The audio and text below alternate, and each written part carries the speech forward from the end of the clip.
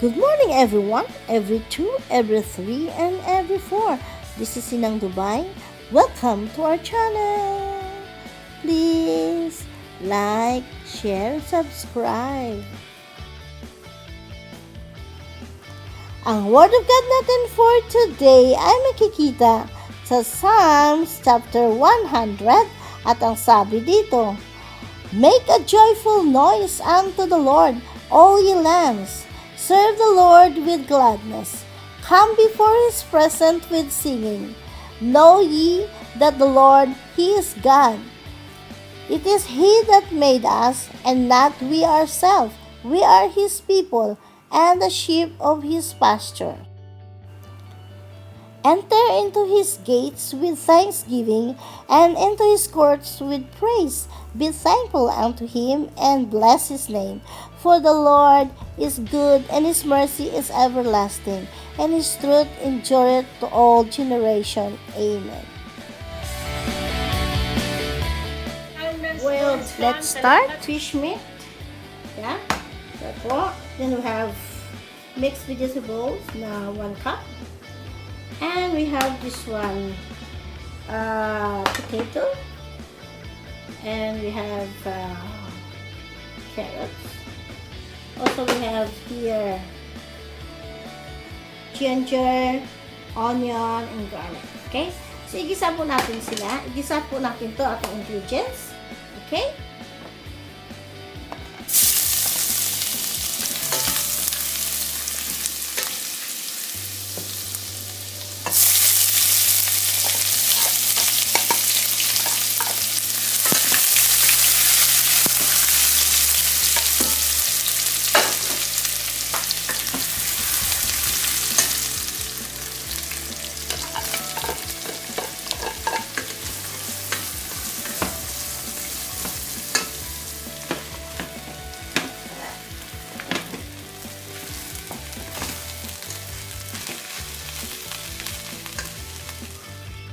So this is how I wrap our spring rolls.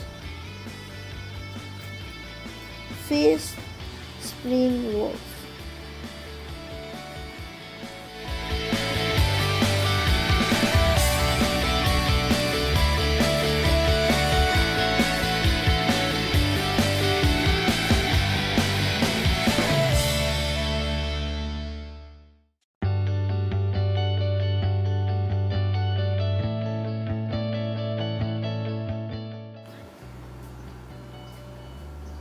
I'm done mga friends. So for this I make 30 pieces of spring rolls.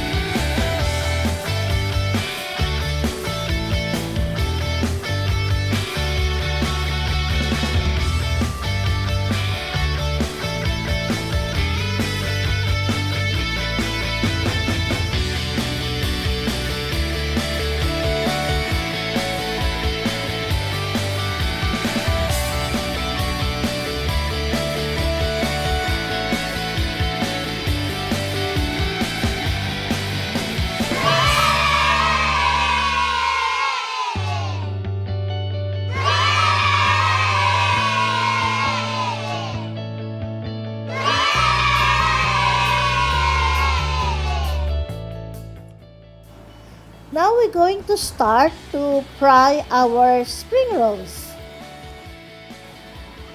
We need to see to it that the temperature of our oil is not that so hot and not so cold. Meaning it's just right to fry this spring roll. I don't have any temperature gadgets with me to, but we know already, right? It's less plastic like this is normal, and we need to guide talaga our spring roll, baka masunog.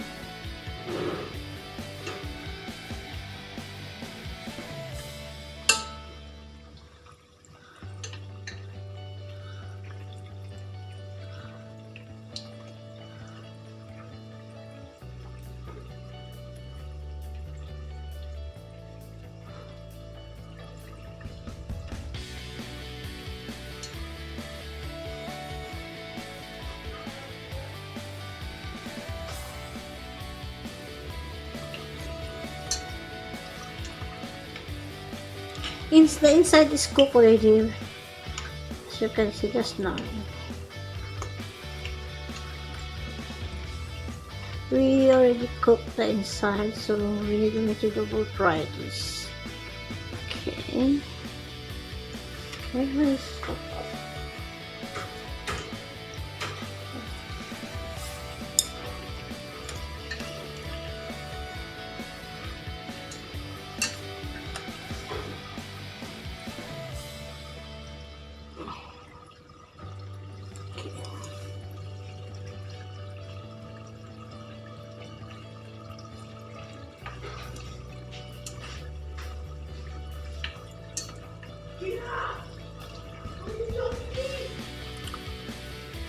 pick up first.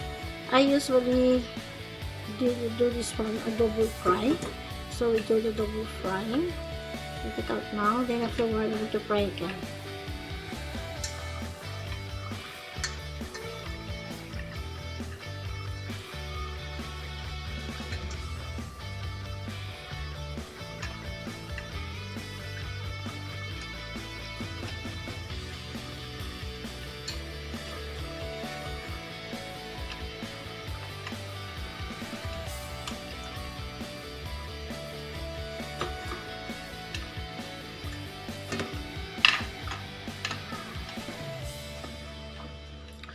Danlog ah.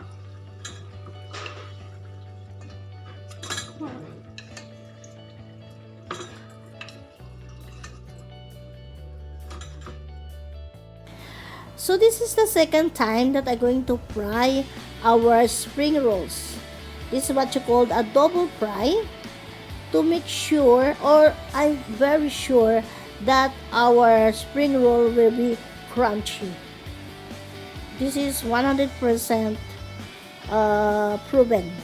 Naka-crunchy talaga ang ating na spring roll.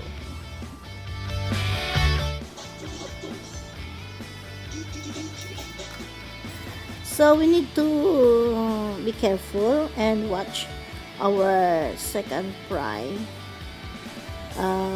spring roll not to get burned. I think we all done. Yes, this is our final product.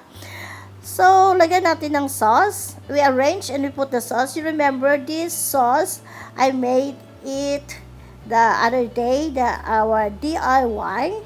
You find in my videos how to make this DIY Thai sweet chili sauce. So, we put it. This is our dip now for our spring roll.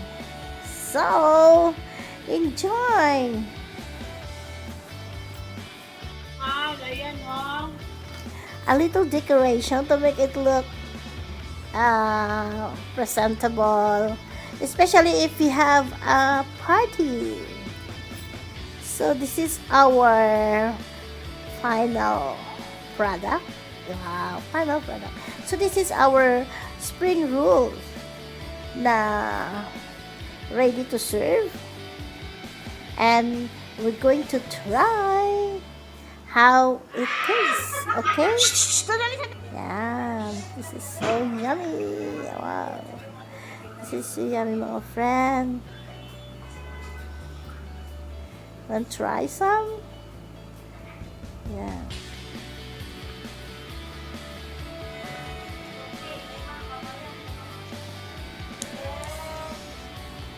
Try again. Kasi hindi ko na ano kanina. One more time. This is really good. So crunchy. Look at that. The inside one. It's not that much inside. It's a fish. So healthy because it's a fish free.